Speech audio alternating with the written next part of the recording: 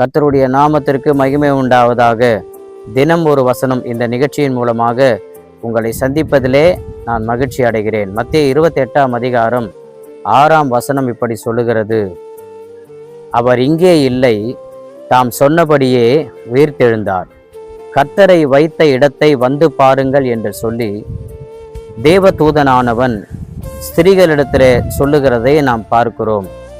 இயேசு கிறிஸ்து நம்முடைய பாவங்களை மன்னிக்கும்படியாக இந்த உலகத்திலே மனித அவதாரம் எடுத்து அவர் நம்மை போலவே வாழ்ந்து கடைசியாக சிலுவையிலே அநேக பாடுகள் பட்டு அவர் மரித்தார்.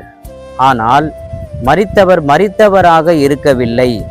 அவர் நம்மோடு அவரோடு நம்மை சேர்த்து கொள்ளும்படியாக அவர் உயிர்த்தெழுந்தார்.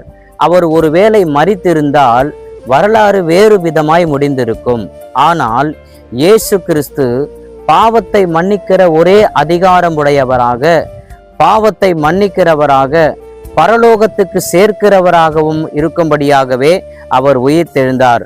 ஒருவேளை அவர் செத்து போயிருந்தா அதோட அந்த காரியமே முடிஞ்சிருக்கும். ஆனால் அவர் உயிரோடு வந்ததினாலே ஒரு கூட்ட ஆத்துமாக்களை பரலோக ராஜ்யத்திற்கு சேர்த்து கொள்ளும்படியாக இந்த உலகத்திலே வந்தார். இயேசு எவ்வளவு பெரிய தேவன், அவர் வல்லமையுள்ளவர், அவர் உயிர்த்தெழுதலில் வல்லமையுள்ளவர் என்று சொல்லி தாம் சொன்னபடியே அவர் உயிர்த்தெழுந்தார். சீஷர்களுக்கு அவர் முன்னமே சொல்லியிருந்தார், நான் 3ஆம் நாளிலே உயிர்த்தெழுவேன் என்று சொல்லி. அவர் சொன்னபடியே உயிர்த்தெழுந்தார். அவர் வாக்கு மாறாதவர், அவர் ஜீவிக்கிற தேவன்.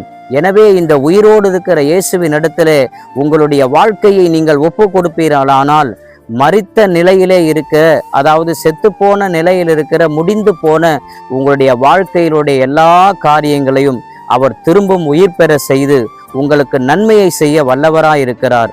எனவே இந்த இயேசுவை நோக்கி பார்ப்பீர்களா?